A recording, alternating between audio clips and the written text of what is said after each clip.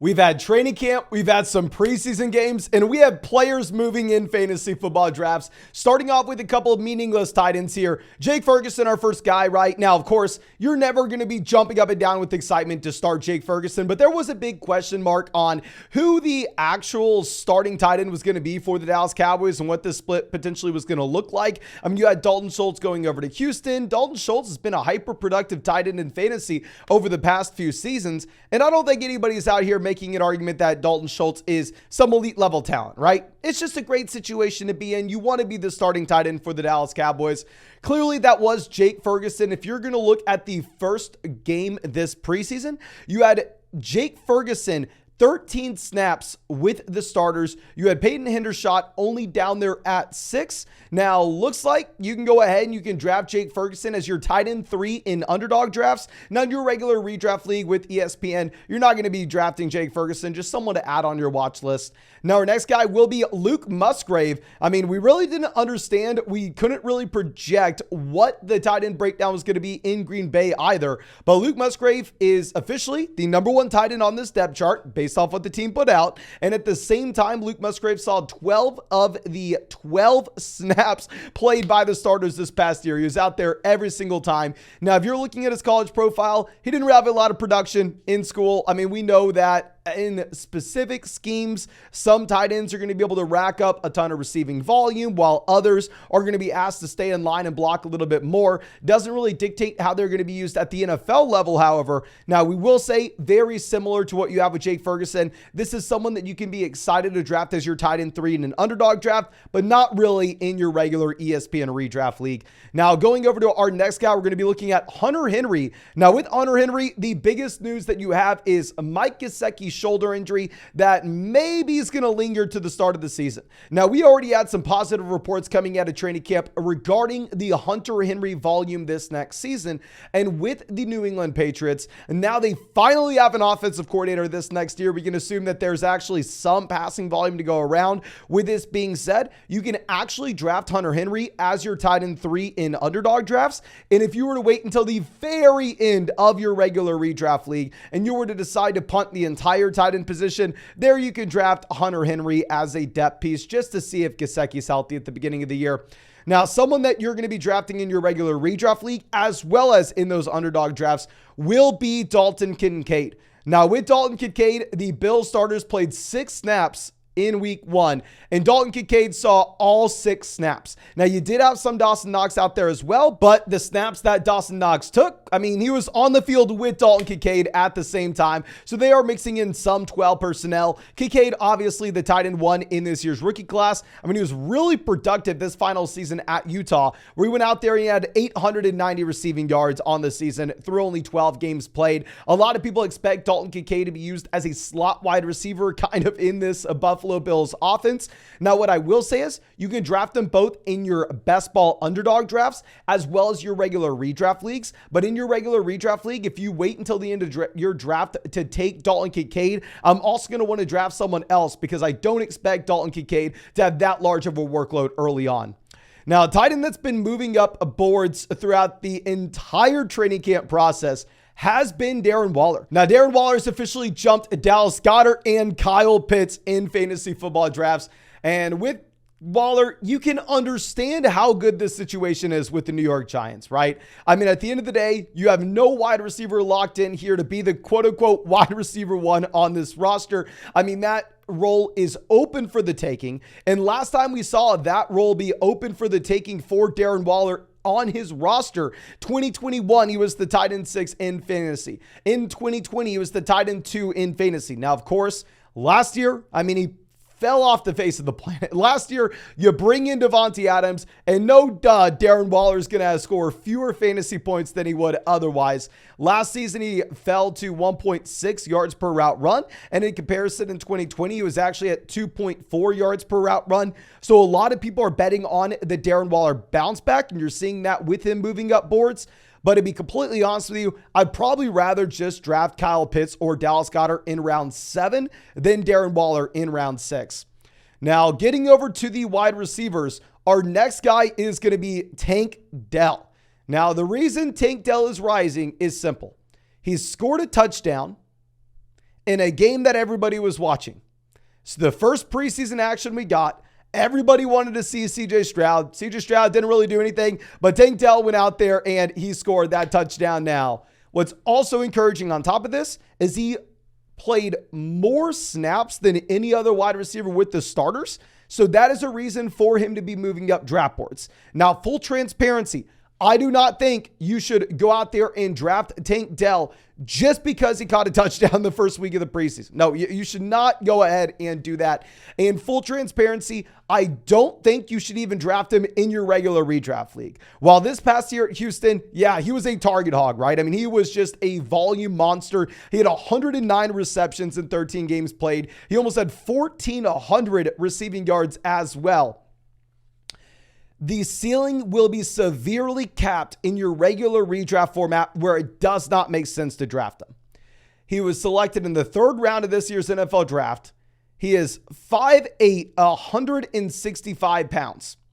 Now, I do believe you can draft him in underdog drafts. If you draft him in your underdog draft as your wide receiver 6, as your wide receiver 7 at the very end of your draft, and he turns out to be a top 36 wide receiver this next season, he turns out to be the wide receiver 30 from a points per game perspective, then all of a sudden, yes, Tank Dell is a wide receiver that makes a difference in your underdog draft. However, in your regular redraft league, if you draft him as the wide receiver 60 and he turns into the wide receiver 40, at the end of the day, it still does not fundamentally change the outlook of your team this next season. And what we need to be doing in your regular redraft leagues, where we are going to be much shallower and at the same time have access to the waiver wire, you are taking swings on players that have a much higher ceiling than Tank Dell. And now, of course, if you want to go draft Tank Dell in one of those underdog drafts, we are streaming every single night underdog drafts on this channel. Have not missed a day in over 100 days and not miss it today until 2024. So if you want to get in a draft with me, you can find that link in the comment section in the description of this video. If you sign up to Underdog with promo code FLOCK, they're going to match your first deposit dollar for dollar up to $100. Plus, you're going to get our 2023 fantasy football rankings and a free trial to flockfantasy.com, where you can find our 2023 fantasy football draft guide. They're best ball drafts, so no time commitment at all during the season. So I drafted 700 teams to win $150,000 last year on Underdog. And also, I worked my butt off to get y'all this. So please make sure y'all are taking advantage. Only for users who signed up with promo code FLOCK, y'all are going to be getting 3 free pick'em lines this year at the minimum. And we're going to get you a Josh Allen free pick'em line week 1 to celebrate the start of the season. Is super excited that we were able to get y'all that. Please make sure you're taking advantage. Now, going over to our next guy, we are going to be looking at Romeo Dobbs surprisingly moving up draft boards. You have some good, you have some bad. I mean, he played 12 snaps. He played every single snap with the starters this week. He scored a touchdown as well. Now, should we be moving up Romeo Dobbs because he scored a touchdown? No, you should not be moving up a player just because he scored a touchdown in the preseason. Now, inherently, some guys are going to move up that player in fantasy football drafts just because they get excited about seeing the clip on Twitter. But nonetheless, Romeo Dobbs was the wide receiver 70 last year from a points per game perspective. Not a super impressive player across the board. 1.5 yards per route run, 46 intended air yards per game. Christian Watson is still easily the wide receiver 1 on this team. I mean, I don't really have too much interest in Romeo Dobbs in regular redraft formats because I do think that his ceiling is going to be severely capped, very similar to what we are talking about with Tank Dell. And your underdog leagues, they're going to go a little bit deeper. There, maybe you can take Romeo Dobbs. Quick side note, I actually really like the fewer than 13.5 interceptions line on Underdog Fantasy right now.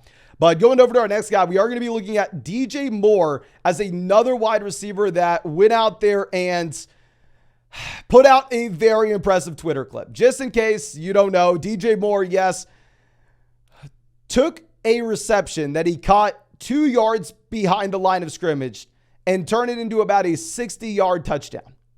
It went viral. You know, Chicago Bears fans are going to Chicago Bears fans. They are pumped, and they should be, right? But inherently, does this one play, does this preseason game where we saw like 6 snaps from DJ Moore inherently change anything than what we thought previously from a fantasy football perspective? It doesn't. We know who DJ Moore is. We have a good idea who Justin Fields is. If you were drafting DJ Moore before this preseason game, continue to draft him. If you were avoiding DJ Moore before this preseason game and he had one screen reception that he took to the house, should you all of a sudden get really scared and move him up your fantasy football draft boards knowing it's football and DJ Moore's an athletic player? Anything can happen any given play? No, you shouldn't. To be objective with DJ Moore, he's had 3 straight seasons of a wide receiver 3 finish in fantasy football drafts. Now, personally, I really did like the DJ Moore price point when him and Justin Fields were going at the 4-5 turn in underdog drafts. You were able to take DJ Moore with like the 412 and then get Justin Fields at the 501. I really like that stack. I really like that cost. But since given this one touchdown reception, DJ Moore has now jumped Mike Williams, has jumped Drake London, has jumped Terry McLaurin, has jumped DeAndre Hopkins. He's jumped from about the wide receiver 27 to the wide receiver 22. And if he continues to rise any further than this, just based off one play in the preseason, I will stop drafting him. If he goes ahead of Travis Etienne in a draft, I will never take him. If he goes ahead of Christian Watson in a draft, I will never take him. So please be realistic here, ladies and gentlemen. Now, our next guy also had a touchdown reception in the preseason. It's crazy to see that people are moving players this much based off preseason games, but George Pickens is moving up fantasy football drafts. Now, I am going to continue to draft George Pickens. The reason being is I thought George Pickens was a very appealing price point in the middle of round 7 in comparison to Deontay Johnson, who goes in the middle of round 5 before his highlight grab on Twitter, before his touchdown reception in the preseason. The reason being is just looking at the range of outcomes for a prospect that was this young, that flashed as a rookie with the baseline expectation that his quarterback play was going to dramatically improve this next year, and with how inefficient his other wide receiver was in that offense, such as Deontay Johnson. So I'm just illustrating this as a point. Yes, I was drafting DJ Moore before week 1 of the preseason. I was drafting George Pickens before week 1 of the preseason. But if everybody else is going to be moving them up just based off what they did in one drive that could randomly go any direction, I may have to stop. Now, I still think George Pickens is a fine pick at his current cost. Right now, he's the wide receiver 37. So he's going as a low-end wide receiver 3, high-end wide receiver 4. And I'm going to continue to draft George Pickens there. But if he moves up to all of a sudden being like a high-end wide receiver 3, like if it's George Pickens or Mike Evans, of course I'm not taking him. Now, going over to our next guy, Calvin Ridley is someone that I want to bring up because he continues to rise in drafts. I mean, he went from being a late 3rd round pick to now you pretty much see him go in the late 2nd round of every single underdog draft. And by the time he got to about the middle of the 2nd round, I was done drafting Calvin Ridley. Now, I will say, if you were looking at his price point elsewhere, Calvin Ridley is still a completely fine fantasy selection. Even if we're going to go over and say, look at ESPN ADP, right? With ESPN ADP, this is a wide receiver that was going as a 6th round selection a month or 2 ago. Wild, right? I mean, at that point, it's the easiest button in the world to go through and draft Calvin Ridley. Now, even in these drafts, he has moved up rankings considerably. Now he's actually picked 45, so he's going to be going in the 4th round. But I still think that Calvin Ridley is a completely fine price point there. I mean, he's going right after someone like Jerry Jeudy, Amari Cooper, and I think that's 100% a selection that you want to be making, just looking at the range of outcomes with Calvin Ridley and what the floor is. Now, quick side note, if you look at the usage of this Jacksonville Jaguars team this preseason, you actually see that the 2 wide receiver set for Jacksonville is going to include Calvin Ridley and Zay Jones. Those are going to be the guys on the outside. Christian Kirk, who at Texas A&M early on in his career at Arizona as well, he was used almost exclusively as a slot wide receiver. The Jacksonville Jaguars did the same thing. They only included Christian Kirk on the field in 3 wide receiver sets. So that's something to point out. If you were going through and in those underdog drafts, drafting Christian Kirk at the end of the 4th round, the beginning of the 5th round, which I was not, I would highly recommend you reevaluate your stance with Christian Kirk, where you probably instead want to go with someone like TJ Hawkinson or Kenneth Walker in that range.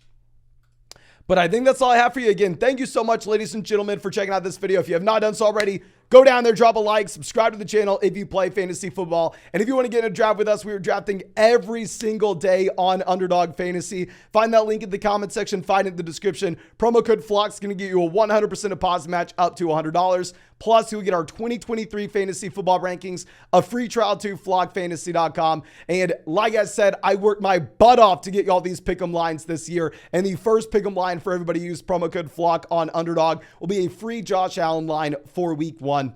But thank you so much, ladies and gentlemen. I really do appreciate you. And I really hope that we get to see you out with the live stream later tonight.